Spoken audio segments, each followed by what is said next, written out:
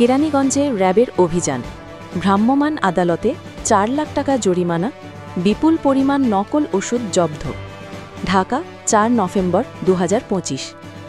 রাজধানীর কেরানীগঞ্জে র্যাব ১০-এর অভিযানে ভ্রাম্যমাণ আদালত ৪ লাখ টাকার বেশি জরিমানা করেছে এবং বিপুল পরিমাণ নকল ওষুধ জব্দ করেছে।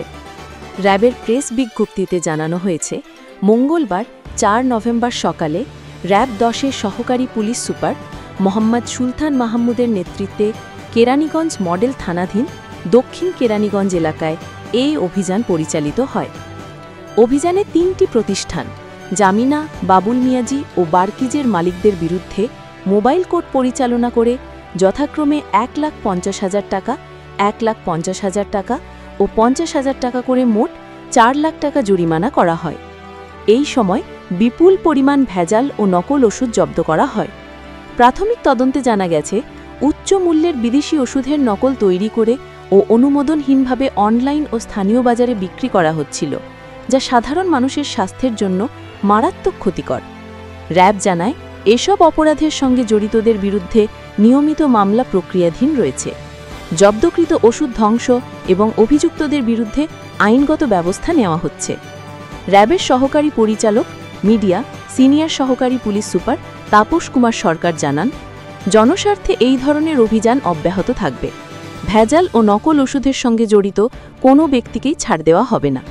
অভিযান পরিচালনা করি গোপন সূত্রের ভিত্তিতে।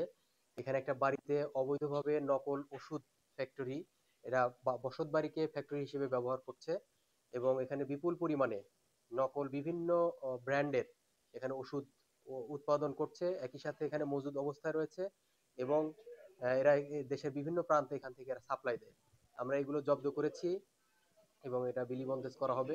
এখানে ২ লক্ষ টাকা অর্থদণ্ড করা হয়েছে তাদেরকে এবং এই মালামাল সবগুলো আমরা ধ্বংস করে দেবো, ধ্বংসযোগ্য যেগুলো।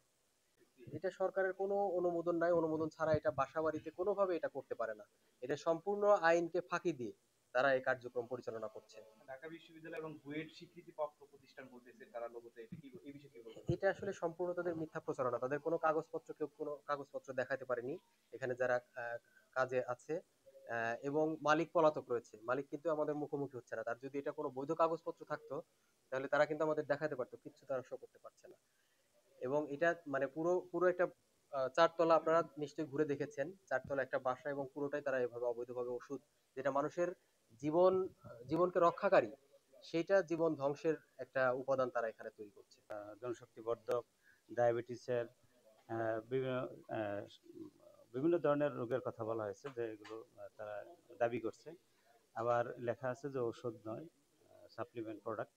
তো পরিবেশ খুবই খারাপ, অস্বাস্থ্যকর পরিবেশে এগুলো তৈরি করা হচ্ছে এবং এখানে আপনার বিভিন্ন ধরনের যে মেয়াদোত্তীর্ণ ওষুধ আছে এবং ওষুধ তৈরির যে ইটা আছে, আপনার ফয়েল আছে, ফয়েলগুলো অস্বাস্থ্যকর পরিবেশে রাখা আছে, যেগুলো আসলে এসিতে রাখা হয় এবং টেম্পারেচার মেনটেন করা হয় এবং লেভেলগুলো আপনার লক অ্যান্ড কিতে রাখতে হয়, সেগুলো রাখা নেই। তারপর আপনার এই ওষুধের যে রাখার পরীক্ষা করার যে কোনো ধরনের ডকুমেন্ট তারা দেখাতে পারে না।